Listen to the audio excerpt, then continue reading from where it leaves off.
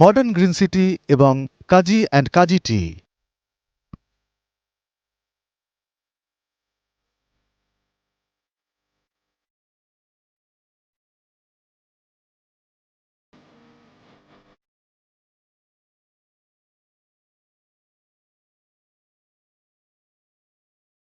বইমেলায় আমন্ত্রণ। আজ মেলার মাঠে আমি সঙ্গে আছি কিশোর জাহান। নবম দিনের বইমেলা কিন্তু চলছে এবং বরাবরের মতোই যখন বিকেল ৩টায় মেলা প্রাঙ্গণ খুলেছে তারপর থেকে তো আসলে যথারীতি পাঠক যারা আছেন তাদের সমাগম হয়েছে, যারা আসলে ঘুরতে আসতে চান তাদেরও সমাগম হয়েছে। আর তার সাথে কিন্তু বাড়তি পাওনা আমাদের সঙ্গে লেখক এবং নতুন লেখক বলি, পুরনো লেখক বলি, কিংবা যারা গল্প বলতে চান, গল্প শুনতে চান, এমন হাজারো মানুষের সমাগম। অমর একুশে বইমেলাকে ঘিরে কিন্তু প্রতিনিয়ত প্রতিদিন অসংখ্য নতুন বই এই অমর একুশে বইমেলা প্রাঙ্গণে আসছে এবং নানা ধরনের বইয়ের কথা আমরা বলি যে নানা ধরনের বই কিন্তু অমর একুশে বইমেলায় আসে।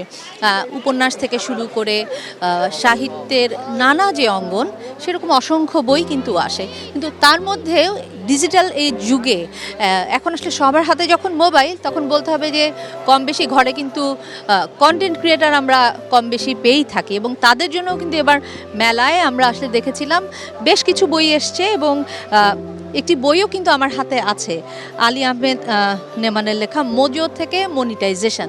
লেখককে আমরা সঙ্গে পেয়েছি, তাই লেখকের থেকেই জানবো আসলে পাঠকরা যে বইটি পড়বে, পাঠকরা আসলে কী পাবে আপনার বইটিতে। মূলত এই বইটা শুধু মোজো মানে আমরা মোবাইল জার্নালিজম জানি, শুধু মোবাইল জার্নালিজমের ভিতরে সংক্ষিপ্ত না, এটা টোটাল ডিজিটাল যে আমরা কন্টেন্টগুলো তৈরি করছি অডিও ভিজুয়ালের জন্য। মোবাইলে আমরা যেটা ব্লগ হিসাবে বলি, কখনো কখনো আমরা নিউজ হিসাবে বলি, এই সব কিছুরই যে গ্রামাটিক্যাল ম্যাটারগুলো রয়েছে সে সবগুলোই এখানে রয়েছে। আমরা চেষ্টা করেছি সর্বোচ্চ ছবি দিয়ে কন্ট্রিবিউট করতে, যাতে একটা মানুষ আমার সাথে বা আমার এই বইয়ের সাথে কানেক্টিভিটিটা বাড়াতে পারে। তো এটার ভেতরে আপনি বেসিক লেভেল থেকে একেবারে শর্ট ডিভিশনগুলো, কোন কোন শটে কী কী ভাষা হয়, মানে প্রত্যেকটা শটে তো কথা বলে। যেমন এই শটটা একটা ক্লোজ শট, আমার মাথার উপর একটু জায়গা রেখেছেন চিত্র যিনি নিচ্ছেন তিনি, এবং আমার সামনে একটু জায়গা রেখেছেন। তো এই জায়গাটা কেন রেখেছেন, এটা তো রাখার একটা কারণ আছে। তো ওইটার ব্যাখ্যা সহকারে সবগুলো শটের ব্যাখ্যা আপনি পাবেন। এবং ভিডিও এডিটিং, যেটা খুবই গুরুত্বপূর্ণ বিষয়, কালার কারেকশন, সিনেমাটোগ্রাফির ভিতরে যে বিষয়গুলো রয়েছে প্রত্যেকটা বিষয় এটাই আলাদা আলাদা করে সুন্দর করে বলা আছে। সফটওয়্যারের ব্যাপার নিয়ে বেশ ভালো ডিটেলে আলাপ আছে। এটার ভিতরে রয়েছে হার্ডওয়্যারের বিষয়গুলো নিয়ে, মানে আপনি কোন ধরনের ডিভাইসগুলো ব্যবহার করবেন সেই বিষয় ডিভাইসগুলো নিয়ে আলোচনা আছে। স্ক্রিপ্টিংয়ের ব্যাপারে আলাপ আছে। তারপর ফ্যাক্ট চেকিং, যেটা এখন বেশ আলোচিত একটা বিষয়। ফ্যাক্ট চেকিং, আমরা একটা ভুল তথ্য পাচ্ছি, অনেক অন্য দেশের একটা ছবি আমাদের দেশে বলে চালিয়ে দেওয়া হচ্ছে। তো এগুলো কীভাবে ডিজিটাল ভাবে আপনি খুঁজে বের করতে পারবেন এবং সেটা আপনি মানুষের সামনে তুলে ধরতে পারবেন, সেই বিষয়গুলো এটার ভিতরে রয়েছে। একটা তো হচ্ছে আসলে পড়ে পড়ে শেখা, পাঠক যারা আছে তাদের জন্য আসলে মোজো থেকে মনিটাইজেশন, লেখার বা পড়ে শেখার একটা ব্যাপার আছে। আমরা আসলে নেমান ভাইকে যেহেতু জানি, আমরা জানি নেমান ভাইয়ের আসলে একটা সুদীর্ঘ অভিজ্ঞতা আছে আসলে, সেই জায়গাটা থেকে আসলে জানতে চাই। আমরা সবসময় বলে থাকি গাইতে গাইতে গায়েন, কিন্তু এখন আসলে যেহেতু ঘরে ঘরে সবার হাতেই এই মোবাইল, কিংবা সবাই আসলে কম বেশি কন্টেন্ট ক্রিয়েটার, এখন নিজের কোনো কিছু প্রকাশ করতে বা জানাতে বা নিজে কিছু বানালে সেটা আসলে টেলিভিশনেই যেতে হবে, ব্যাপারটা এমন হয়ে যায় না, একদম হাতের কাছে চাইলেই আমি করতে পারি। এই ভাবনাটাই বা কেন এলো? কারণ আপনার অভিজ্ঞতা শেয়ারের অবশ্যই একটা ব্যাপার থেকে যায়, কিন্তু সেটাও তো একটা ব্যাপার যে যেটা আপনি করতে করতে শিখেছেন, সেই জায়গাটা আসলে শেয়ার করতে কেমন লাগে, বা যখন লিখেছেন ওই অনুভূতিটা আসলে একটু জানতে। আমি একটু সহজভাবে বলি যাতে একেবারে সবাই বুঝে, সেটা হচ্ছে করবেনই যখন ভালো করে করেন, একটু জেনে বুঝে করেন। আর যেহেতু করছেনই সেহেতু ওখান থেকে কিছু একটা নিয়ে আসার চেষ্টা করেন। আপনি কন্টেন্ট বানাচ্ছেন কিন্তু আপনি জানেন না আপনি কি বানাচ্ছেন, আপনি জানেন না এটা কার জন্য বানাচ্ছেন। আপনি জাস্ট দুইটা প্রশ্নের উত্তর আপনি আপনার কন্টেন্টের ভিতরে খুঁজে বের করবেন। এক হচ্ছে আমি কন্টেন্টটা কার জন্য বানাচ্ছি, ছাত্রদের জন্য বানাচ্ছি, গৃহিণীদের জন্য বানাচ্ছি, বয়স্কদের জন্য বানাচ্ছি, এই এক। আর দুই হচ্ছে আমি কেন বানাচ্ছি, এমনি বানাচ্ছি নাকি এইটা নিয়ে আমার কোনো ফিউচার প্ল্যান আছে। এই দুইটা প্রশ্নের উত্তর যখন আপনার মাথায় থাকবে তখনই আপনার একটা জিনিসের পারফেক্ট একটা জায়গায় নেওয়ার আপনার সবগুলো রাস্তা আপনার মাথায় আস্তে আস্তে আসতে শুরু করবে। এই বইটা কেন এবং তার সাথে আমার সম্পর্ক কী। আমার সম্পর্কটা হচ্ছে সেখানে। আপনার কোনো ইনস্টিটিউটে যাওয়ার দরকার নাই, আপনার কোনো বড়োভাবে এটাকে ভাবার দরকার নাই। আপনার হাতের মোবাইল ফোনটা নিয়ে নেন আর আমার এই বইটা নিয়ে নেন, নিয়ে এখান থেকে শিখুন আর ওখান থেকে কাজে লাগান। যেভাবে আপনি কাজ করবেন আস্তে আস্তে এগিয়ে যাবে। আমার এক্সপিরিয়েন্স শেয়ার করার কারণ কি? আমার এক্সপিরিয়েন্স শেয়ার করার কারণ হচ্ছে এই এক্সপিরিয়েন্স নিয়ে যে আমার তো কোনো লাভ নাই, এই এক্সপিরিয়েন্স দিয়ে গেলে আমার লাভ আছে। সেই জন্য আমি এই এক্সপিরিয়েন্সটা সবার সাথে শেয়ার করার চেষ্টা করতেছি। এইখানে আমি বলতে পারবো, যদি কেউ এই বইটা টোটাল ফলো করেন এবং এই বইটা নিয়ে কাজ করতে থাকেন এবং ভাবেন যে ওনার কন্টেন্টটা কে দেখবেন, কোয়ালিটি কন্টেন্ট তিনি বানান, তাহলে ডেফিনেটলি তাকে ফিরে আসতে হবে না। তার স্বপ্নটা তার কাছে অবশ্যই বাস্তবে রূপ নেবে। অসংখ্য ধন্যবাদ আপনাকে। আপনাকে অসংখ্য ধন্যবাদ। আমরাও চাই আসলে যারা আসলেই শিখতে চান, আসলেই করতে চান, ভালো কিছু করতে চান, তারা সেই পাঠকগুলো আসলে খুঁজে নেবেন নিজেদের বইগুলো। আমি কিন্তু বলছিলাম যে অমর একুশে বইমেলায় আমরা যেমন পাঠকদের খুঁজে পাই, আমরা যেমন নতুন বইয়ের গন্ধ পাই, আমরা কিন্তু পুরনো লেখকদেরও আমাদের মাঝে পেয়ে যাই। পুরনো লেখকদের বই নিয়ে আসলে বলার কিছু নেই, তারা আসলে তাদের বইয়ের মাধ্যমেই আমাদের কাছে সবসময় পরিচিত হয়েছে। আমি এই মুহূর্তে আসলে মেলার মাঝে মনি হায়দার ভাইকে পেয়েছি, ওনাকেও আসলে নতুন করে পরিচয় করিয়ে দেওয়ার কিছু নেই। আমি আসলে লেখকের কাছ থেকে লেখকের অনুভূতি জানতে চাইবো অমর একুশে এই বইমেলাকে ঘিরে। একজন লেখক হিসাবে আমরা সবসময় প্রস্তুত থাকি যে কখন বইমেলাটা হবে, কখন আমাদের 52-এর রক্তাক্ত জীবনের বিনিময়ে অর্জিত যে বাংলা ভাষা, সেই বাংলা ভাষা নিয়ে আমরা কথা বলবো। বাংলা ভাষায় আমরা যে বইগুলো লিখছি, আমরা যে গল্প উপন্যাস লিখছি, সেটা পাঠকরা পড়বে, কিনবে এবং একটা চিন্তার এবং চৈতন্যের একটা নতুন ধারণা তৈরি করবে। এ কারণেই মূলত বাংলা একাডেমি আয়োজিত অমর একুশে বইমেলার জন্য শুধু আমরা না, পুরো বাঙালি জাতি অপেক্ষা করে যে কখন এই বইমেলা জমে উঠবে। তো সুতরাং যখন 1 বছর পেরিয়ে আবার বইমেলা চলে আসে, আমি একটা ইন্টারেস্টিং কথা বলি, সেটা হচ্ছে এই, যেদিন শেষ হয়ে যায় আমরা কিন্তু তার পরের দিন থেকেই অপেক্ষা করি যে আবার কবে 1 ফেব্রুয়ারি আসবে, তাই না? একটা অদ্ভুত ক্ষুধা, একটা অদ্ভুত চিন্তা এবং অদ্ভুত মনস্কতা আমাদের। তো সেই মনস্কতা নিয়েই বেঁচে আছি। আমার মনে হয় যতদিন আছি ততদিন এই বাংলা ভাষা, এই বাঙালি আমাদের শিল্প সাহিত্য সংস্কৃতি নিয়েই বেঁচে থাকতে চাই। অমর একুশে বইমেলাকে ঘিরে আমাদের আসলে অনেক ধরনের আশা কথা আমরা বলি। আমরা নতুন লেখক তৈরির কথা বলি, বইয়ের ভালো মানের কথা বলি, পাঠক তৈরির কথা বলি। অসংখ্য মানুষের ভিড় হয় প্রতি বছর মেলায়। আমরা আসলে একটা বিশাল অঙ্কের সংখ্যাও আসলে মেলা শেষে কিন্তু আমরা বাংলা একাডেমি থেকে পাই, কিন্তু তারপরেও কি মনে হয় আসলে সংখ্যাটা যথেষ্ট? মানে মেলায় আসা দর্শনার্থী আর সত্যিকারের ক্রেতা, ফারাকটা কি অনেক বেশি? অনেক বেশি, অনেক বেশি।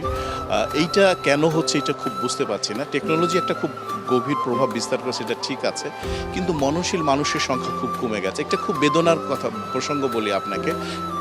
আমরা যখন 80-90 দশকে কিংবা আরও একটু আগে যখন ছিলাম, তখন একটা বই ন্যূনতম 1200 কপি বের হতো এবং সেটা কিন্তু মেলায় বিক্রি হয়ে যেত।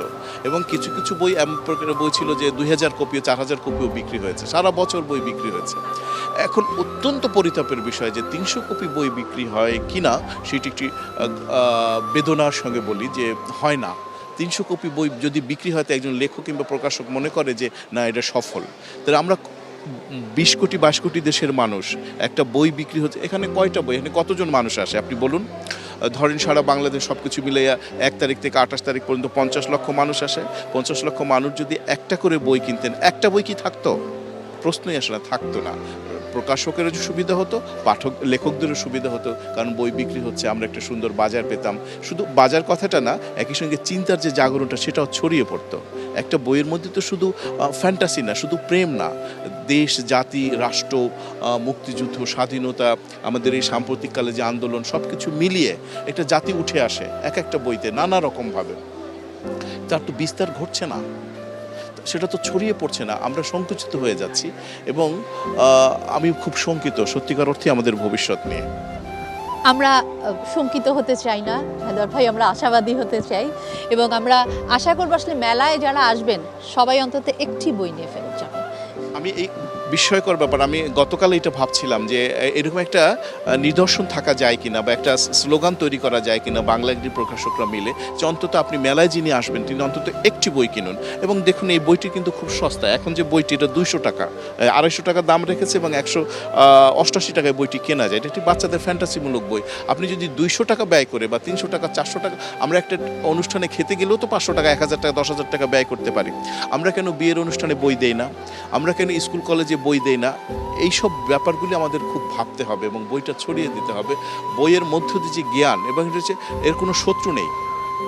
বই হচ্ছে একমাত্র প্রসঙ্গ যার কোনো শত্রু নেই, যে অস্তিত্বের সঙ্গে, শব্দের সঙ্গে, বাক্যের সঙ্গে, গল্পের সঙ্গে, উপন্যাসের সঙ্গে, প্রবন্ধের সঙ্গে, রাজনীতির সঙ্গে, শিল্প সাহিত্য সংস্কৃতির সঙ্গে, ভূগোলের সঙ্গে নিজেকে মিলিয়ে দিতে পারে, বিলিয়ে দিতে পারে, নির্মাণ করতে পারে নতুন স্বপ্ন এবং নতুন আকাঙ্ক্ষায়। এটা একমাত্র বই পারে, পৃথিবীর আর কেউ পারে না। কিন্তু সেই জায়গাটা থেকে আমরা বিচ্যুত হয়ে যাচ্ছি। আপনি বলছিলেন যে এটা আশঙ্কা, হ্যাঁ বাস্তবতার ক্ষেত্রে আমি বলছি, কিন্তু আমি তো আসলে, আমরা তো বাঁচতে চাই আশায়, মানুষ তো আশায় বাঁচে, তাই না? আমরা সেরকম একটি আশা করতে চাই যে আমি যেরকম বলছিলাম যে 90-এর দশকে কিংবা 2000 সালের প্রথম দিকেও বই বিক্রি হতো, সেরকম একটি বই বিক্রির জায়গায় যেন আমরা ফিরে আসি।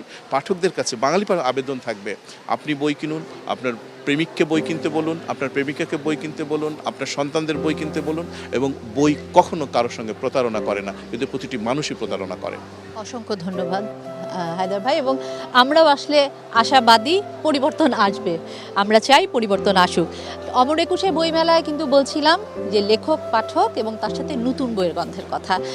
ঠিক যেখানে দাঁড়িয়ে আছি পাঞ্জেরি পাবলিকেশনস, এবার যদি বলতে হয় নতুন বইয়ের কথা, তাহলে কিন্তু জানাতে হবে যে অসংখ্য নতুন বই আমরা এবার পাঞ্জেরি থেকে পেয়েছি। এবং পাঞ্জেরি ঘুরে যদি আমি আমার ভালো লাগার কথা বলতে চাই, আসলে আজকে তো মেলার 9ম দিন, পাঞ্জেরিতে কিন্তু আমি প্রচুর কিশোরদের জন্য বই দেখেছি। এবং পুরো স্টলটা আসলে যদি ঘুরে দেখা যায়, কিংবা ওনাদের আসলে নান্দনিকতার জায়গা থেকেও যদি বলি, প্রচুর কমিক্স এসছে।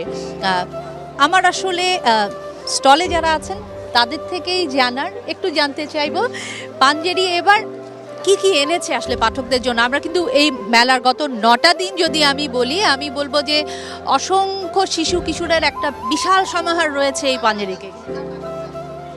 আপনি সত্যিকার অর্থে, আমি লেখক, বহু বছর ধরে লেখালেখি করি। আমার নাম সরকার আব্দুল মান্নান, এখন নর্থ সাউথ ইউনিভার্সিটির অধ্যাপক। পাঞ্জেরির সাথে আমার সম্পর্কটা হচ্ছে, তারা প্রায় বছরই আমার শিশুদের জন্য আমার কিছু বই তারা বের করে এখান থেকে, এবং তাদের বইয়ের যে মানটা সেটা হচ্ছে শিশুদের জন্য খুবই যত্নশীল। এবং আপনার শিশুদের সবচেয়ে প্রিয় বিষয় হচ্ছে চমৎকার ইলাস্ট্রেশন, এবং আরেকটা ব্যাপার হচ্ছে ফন্ট সাইজ। এই দুইটা বিষয়। আরেকটি বিষয় যেটা আমাদের দেশের অধিকাংশ প্রকাশনা সংস্থাগুলো করে না, সেটা হচ্ছে একজন শিশুর যে মনোজগৎ, তার যে ভোকাবুলারির জগৎ, এই জগৎটাকে বিবেচনায় রাখা, যে একজন শিশু কী ধরনের শব্দ পছন্দ করে, কী ধরনের শব্দ তার ভোকাবুলারিতে আছে, বাক্যের গড়নটা কেমন, বিষয়বস্তুগুলো একেবারে শিশুতোষ, মানে কি বলে এটা, চাইল্ড ভিউ থেকে দেখা। এই ব্যাপারটা এই প্রকাশনা সংস্থাটা খুবই বিবেচনায় রাখে। ফলে এই যতগুলো বই বেরিয়েছে, আমি ঠিক জানি না কতগুলো বই বেরিয়েছে, আমার এই বইটা বেরিয়েছে এবং এর মধ্যে আরও 7টি বই বেরিয়েছে বিভিন্ন সময় শিশুদের। তো আমি দেখেছি যে তারা বেশ কয়েকজন রিভিউয়ারের কাছে পাঠায় যে এই বইটা শিশুদের জন্য উপযোগী কিনা। এটা খুব দরকার, জরুরি। কারণটা হচ্ছে শিশুদের জন্য একটা বই বেরোবে কেন? শুধু কি মজা? এখান থেকে কোনো লার্নিং হবে না? একজন শিশুর মধ্যে কোনো রকমের স্বপ্ন তৈরি করে দেবে না বইটা? তাহলে এই বইটা সে কেন পড়বে? এই যে আপনার একজন রিভিউয়ারের কাছে গেলে এই বিষয়গুলো বিবেচনায় রাখা হয়, যে একজন শিশুর মধ্যে সত্যিকার অর্থে কল্যাণকামী, দেশপ্রেম বোধ সম্পর্ক, মানবিক একটি স্বপ্ন তার মধ্যে বুনে দেওয়া যাচ্ছে কিনা, এটা তারা বিবেচনা রাখে। কমপক্ষে আমি যতগুলো বই বাচ্চাদের জন্য, শিশুদের জন্য বেরিয়েছে, আমি চেষ্টা করেছি যে এই বইগুলোর যে কালো কালো হরফগুলো আছে, এই হরফগুলোর মধ্যে তাদের জন্য একটা স্বপ্নের বীজ তৈরি করে দেওয়া। এটা আমরাও কিন্তু আশাবাদী যে আসলে শিশুদের মধ্যে স্বপ্নের বীজ তৈরি করে দেওয়ার জন্য আসলে বারবার আমরা বলি যে বইয়ের কোনো শত্রু নেই, বিকল্পও নেই, সেহেতু এর কাছে আমাদের ফিরতেই হবে। তাদের স্বপ্ন নোট তৈরি করে দেওয়াটা আসলে বোধহয় লেখক যারা আছে, আমরা সিনিয়র সিটিজেন যারা আছে, তাদের আসলে দায়িত্বের মধ্যে পড়ে। অসংখ্য ধন্যবাদ আপনাকে। বলছিলাম নতুন বইয়ের কথা, বলছিলাম এই পাঞ্জেরিকে ঘিরে আসলে আয়োজনের কথা। আমি কিন্তু একটু আসলে বই দেখাতে চাই।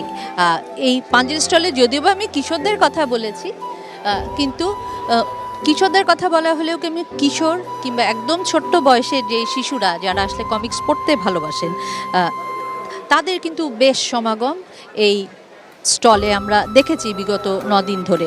বলছিলাম যে জানতে চাইবো পাঞ্জেরির এবার কালেকশনের কথা, কারণ পুরো পাঞ্জেরিটা কিন্তু এবার অন্য বই থাকার পরও পুরো পাঞ্জেরিটা কিন্তু সাজানো হয়েছে কমিক্স দিয়ে। কেন? আসলে আমরা হচ্ছে যে বই ধরনের আমাদের যে বইগুলো বের হয় সেগুলো ম্যাক্সিমামে হচ্ছে বাচ্চাদের উপযোগী বই হয়ে থাকে, এবং আমাদের একটা জিনিস লক্ষ্য করবেন, আমাদের প্রত্যেকটা বইয়ে এজ মেনশন করা থাকে। প্রত্যেকটা বইয়ে বাচ্চাদের বিলো 14% বয়স যাদের 14 বছরের নিচে আছে তাদের আমরা বয়সটা মেনশন করে দিই। সেই ক্ষেত্রে আমরা হচ্ছে বাচ্চাদের উপযোগী যে বইগুলো বের করি সেগুলো আমরা পপুলারিটি দেওয়ার চেষ্টা করি। ইভেন হচ্ছে আমাদের এখানে সবচেয়ে পপুলার বই হচ্ছে কমিক সিরিজটা, শাহরিয়ার স্যারের যে কমিক্সগুলো ছিল সেগুলোই দিয়ে আমরা শুরু করেছিলাম। এখন অন্যান্য রাইটারের অনেকগুলো কমিক্স এই বছর আমাদের আসছে, নতুন হিসেবেও আসছে, এবং শাহরিয়ার স্যারের 2টা বই আমাদের কমিক্স হিসেবে এসেছে, বেসিক্যালি সিরিজের, একটা হচ্ছে নভেল সিরিজের, একটা হচ্ছে শর্ট স্টোরি সিরিজের। তো আমাদের এখানে সবচেয়ে বড় ইম্পর্টেন্ট আমরা হচ্ছে কমিক্সটা দিয়েই হাইলাইট করার চেষ্টা করি, সেই হিসেবে আমরা কমিক্সটাকে এখানে হাইলাইট করার চেষ্টা করেছি। এবং অন্যান্য যে আমাদের নভেল সিরিজগুলো আছে সেগুলো আমরা যেগুলো ফ্রন্টে মানে নতুন আসছে সেগুলো আমরা ফ্রন্টে রাখছি, যাতে সব রাইটারের বইগুলো আমরা সবাইকে।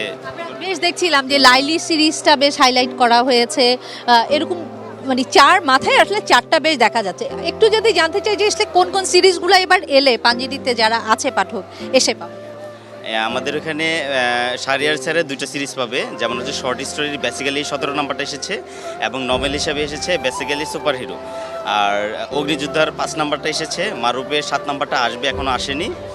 আর হচ্ছে একটা সমর অভিযানের একটা সিরিজ আসার কথা শাহরিয়ার স্যারের, এটা এখনও সেটা এসে পৌঁছায়নি। আর তেজ নামের একটা সিরিজ আছে, সেটা নতুন হিসেবে আমাদের এখানে অ্যাড হয়েছে। ইভেন আরও 6 থেকে 7টা কমিক্স এবার আমাদের আসবে, কিন্তু এখনও পৌঁছায়নি, এসে হয়তো 6 থেকে 7 দিন সময় লাগবে। অসংখ্য ধন্যবাদ আপনাকে। বইয়ের থেকে ভালো বন্ধু কিন্তু হয় না, আর নতুন পাঠক তৈরি করার এই যে বিশাল যোগ্য বিশাল কারখানা, এখানে কিন্তু আমরা প্রতিদিন দেখছি অসংখ্য মানুষের মেলা, এবং এই মেলা কিন্তু পুরো মাস জুড়ে আমরা পাবো। তো আজকে আসলে 9ম দিন, এবং আজকের কথা যদি বলতে হয়, এই 9 দিন পর্যন্ত কিন্তু অমৃতসর বইমেলায় নতুন প্রায় 650-র কাছাকাছি বই চলে এসছে। আর এ সংখ্যাটা আসলে প্রতিদিনই বাড়বে, এবং প্রতিদিনই মেলার মাঠে আমার দর্শক যারা আছেন তাদেরকে আমরা জানানোর চেষ্টা করব নতুন কি বই এলো প্রতিটি স্টলে, এবং ভালো কি বই এলো, ভালো লেখক আমরা কাদের পাচ্ছি। আজকে মেলার মাঠে এ পর্যন্তই, আবারও দেখা হবে আগামী দিনের মেলার মাঠে। সে পর্যন্ত সবাই সুস্থ থাকুন, ভালো থাকুন। সৌজন্যে মডার্ন গ্রিন সিটি এবং কাজী অ্যান্ড কাজী টি।